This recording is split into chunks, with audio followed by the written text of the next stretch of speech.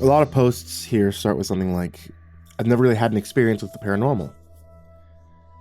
Well, not in this case. In fact, I'd venture to say that the paranormal is a big standard for me.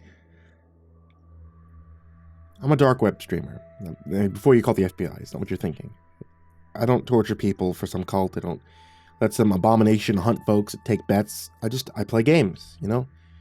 Just so happens the games I play usually have a bit of a disturbing backstory and tend to, from time to time, break the laws of nature. The first question people always ask is, isn't that dangerous? And the short answer is yes, but no more so than any other of science or gun channels on the clear web, which is to say that as long as you have some real training, you're a moron, you'll be fine. The long answer is that my family tree has some deep roots, and in addition to spending a couple $100,000 on essentially paranormal community college, I'm naturally inclined to luck when dealing with the paranormal. People like hunters, witches, warlocks, they get all the fame, when it comes to the supernatural, nepotism, and with a good cause. What they do is flashy, it's exciting. But there are a lot of folks out there who were just born with a jib cut in the way that the things that go bump in the night like. Wouldn't let me go on a coffee date with the devil, but avoids me becoming the main character in a Lovecraft novel while making serious bank. Now, I'm going to kill a lot of your buzz here. I've never played any of the big names. I know they're out there, but a guy's got to know his limits, He'd be surprised at exactly how many carts, tapes, and floppy disks have been haunted, named, damned, or cursed. In fact, if you're a collector, you likely have one or two in your home right now. And don't go starting up an NES bonfire just yet. The most common types are targeted. They're made to ruin a specific person or family's day or life. Unless you really go trying to stir up shit, you'll never see so much as a misplaced pixel. Oh, that's my job. I sit in my recording studio, master bedroom of a small bungalow. I could probably afford to do an upgrade, but I'm happy with what I've got. I curse as I try for the 10th time to edit out some visual errors that have nothing to do with faulty data and everything to do with a mass murder trapped in a copy of Oregon Trail. The software I use is designed for the task, but like most things involved with the supernatural, it's more of an art than a science. You know what, Paul? You're going to need to add another number to your tally because you are killing me with this shit. I say to the ancient blocky 486 in one corner of the room. There was some grinding, unusual noises deep within the machine. Right back at you. And for the record, if I knew you'd mellowed out over the last 40 years, I probably wouldn't have bought you. I Need to Talk was real spooky until you started asking how the Tigers were doing. Shit, like always, the fucking Tigers, I reply. Depending on your sense of humor, you're going to find the following fact either hilarious or depressing as hell. See, most folks that do bad enough things to be used as a supernatural alternator, well, they weren't doing so of their own free will. Whether simple mental illness or some kind of more sinister compulsion, once they pass on, they're seeing and thinking clearly. No chemical imbalances as a spirit, and even the worst demonic forces have a hard time keeping their claws in ghosts. So often, what I get is less trapped psycho wanting to kill again and more bored old person who hasn't talked to anyone in decades, or sad wanker unable to atone. But like all internet personalities, faking a vibe is easy enough, and the pasta is usually willing to cooperate for the odd favor and some company. If you're not that quick on the uptake, pasta is paranormal gamer slang. Obvious source refers to all of the various void-touched entertainment we have. For all the occult electronics around here, the fact my cell phone startles me when it rings is pretty ironic. The number's blocked, of course. Hello? I say tentatively. The voice on the other end is rough, not panicked, but stern. Leave your house, now, it says. I laugh. I've had fans or haters contact me before, and if you think the level of parasocial bullshit on YouTube's bad, add in some pseudo-religion and folks who have fried their brains on interacting with the void, and it's not something to screw around with in my line of work. I'm gonna stop you right there. However you found my number, lose it. Whatever deep end you've just jumped off is gonna get you into a world of shit. If you think I can amass an Olive Garden worth of pasta and not know a few people to take care of the cultists and psychos, then you're really fucking mistaken. My threat is somewhat empty. If this were to get to the point where my life was in danger, I got a couple of favors, but it's not like that. I have a werewolf on speed dial for whenever I get spooked. I need to talk to you urgently, and you're in immediate danger. The voice isn't pleading, but demanding. I chuckle. You're the second disappointing creep that said that to me today. Listen, if you want a commission or something, just send me an email. My prices are pretty clear. Otherwise, find someone else to be your Jodie Foster, okay? I hang up the phone. You catch that, Paul? Next time you go for that kind of thing, be vague, kind of angry. I don't get paid, I can't afford to keep you guys. Let's work together here. The editing goes slow, but eventually I have a usable video. Would have liked to be able to stream it, but I had a feeling Paul might have been a bit of a wet firecracker. When I first see the tall, bald man wearing an outdated Adidas tracksuit, I don't bat an eyelash. I assume it's some pasta trying to grab my attention. Oh my god, in a minute, I say, putting some finishing touches on my outro. Not that I knew it at the time, but what knocked 4 teeth out of my face and spattered my monitor with blood was a lead ball about the size of a chestnut, thrown by the now enraged man. I try to get my bearings, but I'm dazed. I stand, knocking over my chair, but before I can turn to face this Slavic-looking giant, he has me by the throat, pinned against the wall. Fear courses through my body like a fever. Reeking sweat begins to pour from me. I'm 5'5" and 145 pounds, and while my house is equipped to keep me safe from every type of pasta I own, I'm not much for mundane self-defense. 3 people enter the room behind him. One, I'm guessing the leader of whatever the hell this is about my size but lean, corded with muscle. He's wearing a tactical vest armed to the teeth, stalking towards me with eyes full of violence. Behind him is a hefty Asian guy, looks to be in his 40s. He's less armed, a pistol's all I can make out, but I recognize some of the other items he's carrying. I get a sinking feeling of dread. The last member of this crew was an older woman, unlike the psychotic vigor of the tactical guy or the nervous fidgety of the Asian amateur and alchemist. She seems almost aloof, immediately starting to sort through my collection of pasta and start putting some into a large duffel. The small man taps the dead-eyed goon on the shoulder, and he drops me to the ground. I struggle to breathe, struggle to keep calm. He kneels, putting his face inches from mine. His pupils are dilated. I'd call it Dutch courage, but I'm guessing the source is likely Bolivian. You want me to call you Mateo? Or would you rather go by your channel name, Mexican Baseball? I want you to be comfortable here, as much as possible, anyway. The short man pats the torn, bleeding side of my mouth. The spike of pain almost puts me on the ground. You can call me Robin. You'll find out why in a bit. I'm too scared to spit out the shards of bone and gum. I swallow them and almost vomit before speaking.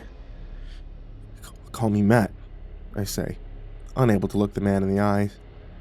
Got a lot of money. I get where this is going, but you don't want a random selection of pastas. It's dangerous.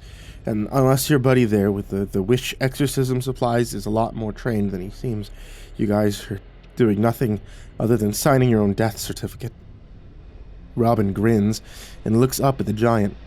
Yuri, I just got threatened, he says smugly. Before I could say that wasn't my intent, the large man kicks me in the chest. I hit the ground as if I was thrown. As I stare at the ceiling trying to get my bearings, Robin sits on my chest, leering down at me. No, Eric isn't, but that's where you come in, Maddie. See, you've got the wrong impression here. You think this is about money. Maybe some kind of cult horse shit, and of course, you'd think that. I mean, it's all people like you know.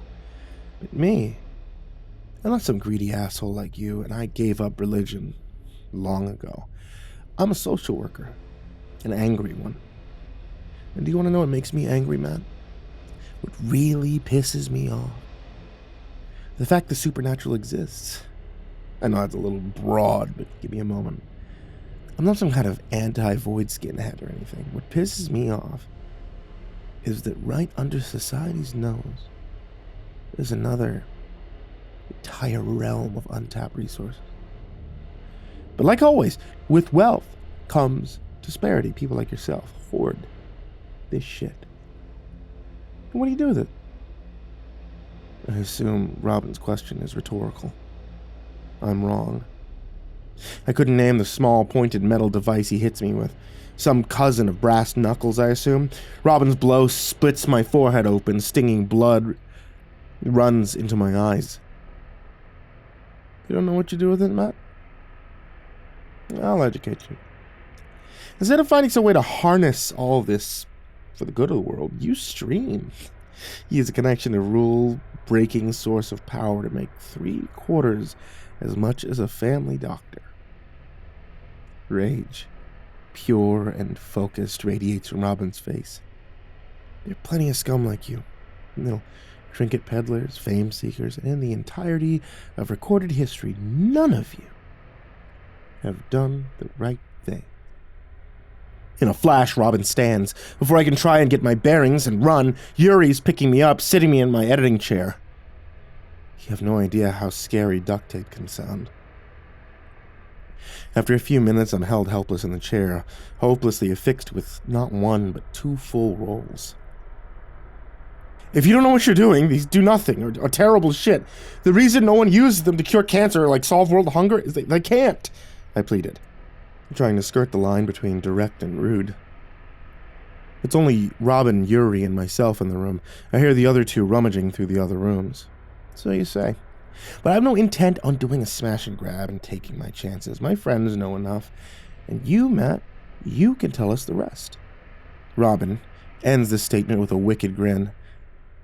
No problem, I say simply. At this point, if these idiots want to play Russian roulette with the paranormal, let them. Don't think there would be.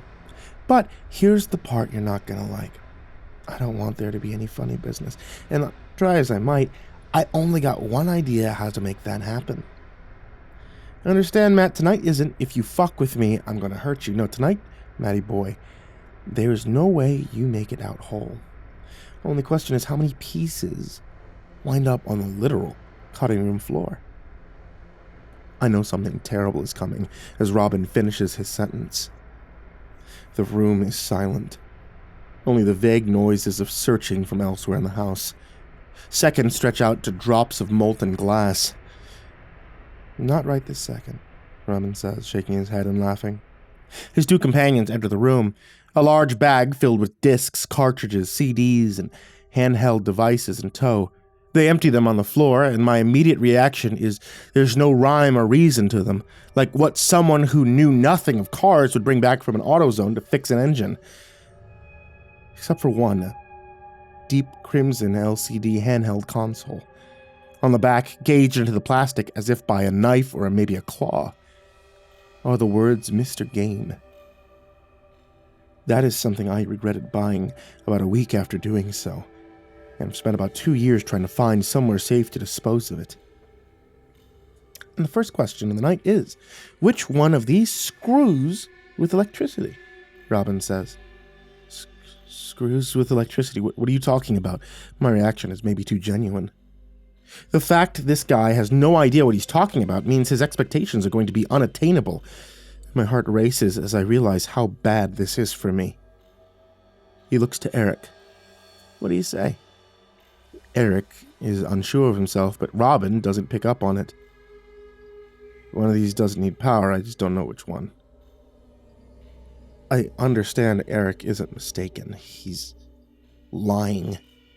Whatever street cred he's convinced his boss of, he doesn't have. Not to say there isn't any unpowered pasta. Unplugging the system and it keeps going is like trope number 1. I just don't own any. I've heard brutality, both literally and secondhand, from some of the more talkative pasta. I've even seen it. Everything from crystal clear, moving images no film could hope to reproduce, to haunting 8-bit renditions of real atrocities, but I've never experienced it. That changed. A sap is a leather pouch filled with lead shot. When used correctly, it can generally knock someone out without causing permanent damage. Yuri does not use it correctly. The black, almost purse-looking object strikes my hand, and I'm hit with a wave of pain so intense, so pure, I vomit immediately. A second later, I realize that was just the beginning. That's what eternal amputation feels like. 2 or 3 fingers, I'm guessing. You know, the bad thing about torture, you can't ask the same question twice, because the second answer is always going to be what you wanted to hear. Which one can create something? Robin's cool, entertained demeanor shakes me harder than any brush with the other side has. My hand is starting to swell, pressure building between the tightly wrapped tape and the arm of my editing chair. It takes me a few tries before I can speak. They don't. None of what I have does. I think of lying, but give the man the truth, trying to get this over as quickly as possible. He looks to Eric for an answer. Eric briefly makes contact with me. He's right, I think, the imitation relic hunter says. I think isn't a really definitive answer, Robin replies. He motions Yuri. The man takes one step towards me before my addled mind makes connection. The golden eye cart, the gold one. The first time you turn it on, it makes this 2000s tween smorgasbord surge pizza rolls, that kind of crap. I breathe slightly easier as Yuri stops. See, surprised how much help you can be when you're motivated.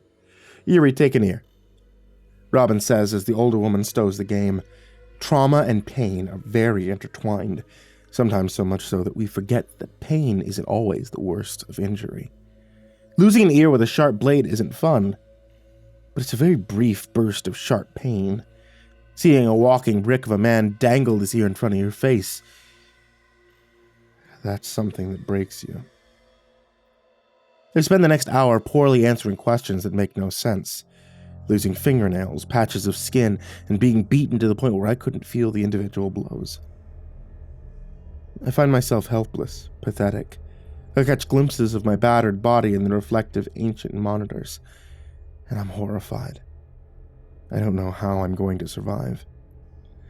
Now for the $1 million question, what this has all been leading up to. Which one of these is the most destructive? Robin asks the question I've been dreading. That one, I say. My mind broken long past the point of resistance, but still trying to avoid disaster. The red one, I say, attempting to gesture with my head. There are 4 red ones, which is it? Robin's tone is short. I make a decision that fills me with pride. I'd rather let them do their worst and say it out loud. That thing, the supernatural equivalent of a damaged grenade, needs someone to say it. Eric chooses this point to show he has a little knowledge. As everyone knows, that is a very dangerous thing. Think he means Mr. Game. The con artist's blunder is immediately obvious. Every light in my home shut off. Even the incandescent whirring and beeping of the pastas is silenced. The only illumination coming from the black on red LCD screen. It displays simple text, taunting salvation. Quit game? Yes or no? Robin seems elated, in an almost religious state of awe. Eric looks out the door and starts walking backwards, his face blanched. We need to get out of here, he says. What enters the room is an eyeball straining vaguely human horror. A man-shaped mass of shifting pitch-black and digital-looking red lines. His laugh is digitized chaos with a flick of his head. Every screen in the room is filled with the almost dripping-looking red and black lines. I try to tell someone to turn off the game, but my voice is drowned out by the hellish static, now screaming from every speaker. The solution is so simple, but nearly impossible at the moment. Eric starts trying to shout something over the din. The bits that I could hear sound Hebrew. He gestures towards Mr. Game, dramatically flourishing his hands. Now, I don't actually know if spells are a thing, but I can tell you, either way, Eric is no wizard. Mr. Game thrusts a claw-like hand at Eric. The man sees death coming and closes his eyes, but the blow never lands. Long seconds pass before the Asian man has the courage to open them again. Once he does, dozens of clawed hands, pixelated claws, snake out from each of the monitors. It isn't a quick death. Each takes a handful or so of flesh before retracting back into the digital hellscape, turning Eric into a dying, flensed body over the course of about 30 seconds. I knock my chair over and try to inch towards the handheld. 1 foot bare with all the toes broken into swollen lumps pushes me inch by agonizing inch. Robin is lunatic calm. Yuri is stoic, but even his dead shark's eyes show a deep fear. I realize I never caught the woman's name as she attempts to rush past the entity. If she had asked, I'd have been able to tell her with something like, "Mr. Game, space isn't really an issue. He isn't just a form in front of us, he is a force that has taken over this area." She makes it out of the editing room door. We hear footsteps on my stairs and then silence. The noises were horrific. If I were to be nice, I'd just describe them as eating noises, but it wasn't that. It was more like a garbage disposal that enjoyed its job. For a moment, we see a harsh, pixelated version of the woman's face display on the monitors, before fading back into black and red static. I'm inches away from the handheld. My already mangled toes twisted in every angle but true. Mr. Game appears to grow, his static form spreading through the room as he glides towards Yuri, Robin, and myself. I slam my torn and shredded forehead into the system, nothing but a blinding burst of pain that threatens to make me pass out. Another misses entirely, my abused neck muscles missing the mark. The third, though, like a light switch, turns the impromptu horror film off. Robin is laughing, giddy, energized by this display of supernatural force. I can see the concern on Yuri's face, but either he's being paid well or scared of the small man. The little psycho flips my chair up, sending fresh pain through every part of my abused body. Did I tell you this guy would be useful, Yuri? Oh, the shit I'm gonna cause with this thing. Matty boy, this is the kind of thing that will make people listen. This is the kind of thing that will give a voice to the voiceless. We're gonna make fucking history, kid! As soon as I make sure you aren't going to pull a runner on it. Robin slowly pulls a long combat knife from his vest. The tip pierces the skin just behind my knee. My eyes are wild with shock, my brain a mess with fear and trauma. And then a voice. Not one I've heard much, but familiar nonetheless. It's low, it's harsh and angry with just a hint of speech impediment. "Which one of you guys is Mateo?" The owner of the voice enters the room. He looks to be in his late 30s, 6 foot tall and built like a boxer. He wears dress pants and a short-sleeved black dress shirt. A gray suit jacket. It's just draped over one arm. Robin looks shocked but confident, hand on an oversized pistol in his tactical vest. "Me," I say, having no idea who this guy is, but knowing his plans for me can't be any worse than Robin's. "And all the Ghostbusters from Nintendo games horse shits over there?" The man stalks into the room as if he isn't outnumbered and outgunned. "Yes?" I say, confused. The man grins, revealing a mouthful of shining silver teeth. "Well, Matt, I'm Rick, and I'm your new best friend." From under the gray coat, a massive explosion happens, tearing the garment to shreds. Rick throws it aside and is holding a large black revolver. Bits of steel and plastic spray from Robin's tactical vest, and he hits the ground screaming. "That's gut shot. And considering your stupid ass didn't have a plate in that plate carrier, there are parts of all your little army supply toys in your intestines." Rick kicks the down lunatic as he speaks. Yuri hesitated, but not long enough to get the gun from Rick.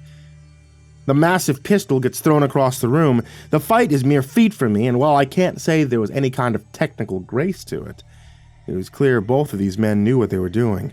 As the blows land, I notice one of Rick's arms is covered in layers of mottled, ugly scars. Knives come out, and I find myself craning my neck to avoid backhanded slashes. My heart races, knowing the outcome of this fight determines my fate. Both men are tired, cut to dozens of pieces. The Russian smiles, pulling on reserves of strength. My heart sinks as Rick waves his hand in submission. "I'm done. This kid isn't worth my life. I'm sure that lunatic that hired you isn't worth yours," Rick says. "Fuck you," Yuri says simply. "How much fuck you does 100K get rid of?" Rick retorts. "Most, but I don't take checks, little man." eerie statement creates a thick tension in the air.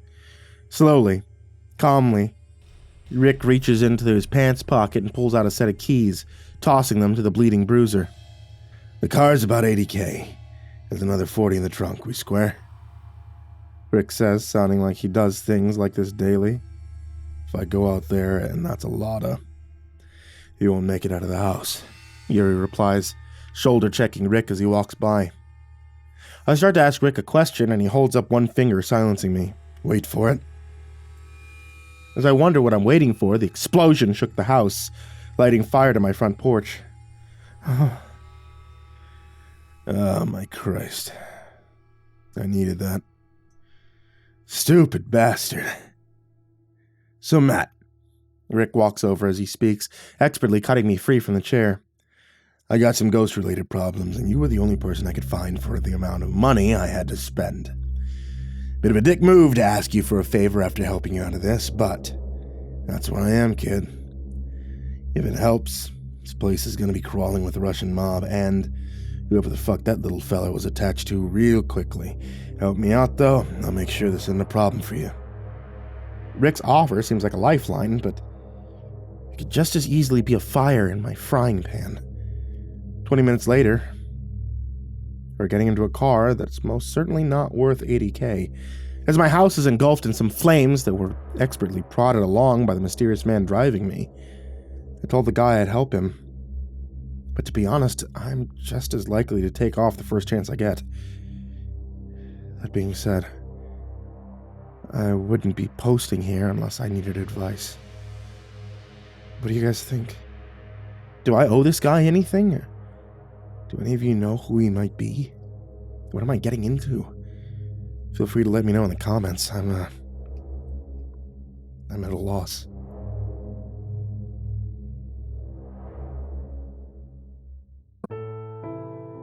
Hey there kids, it's me, MrCreepyPasta, and I want to tell you thank you so much for watching tonight's video if you're watching on YouTube. Thank you so much for listening to tonight's podcast if you're listening on Spotify, and thank you guys for doing that thing where you subscribe, where you hit the bell, where you hit like, or you leave a little comment at the bottom or wherever you can leave comments at. I don't know, I don't use Spotify that much. And finally, I want to give a huge thank you to everybody who supports me on Patreon. This past year has been rough.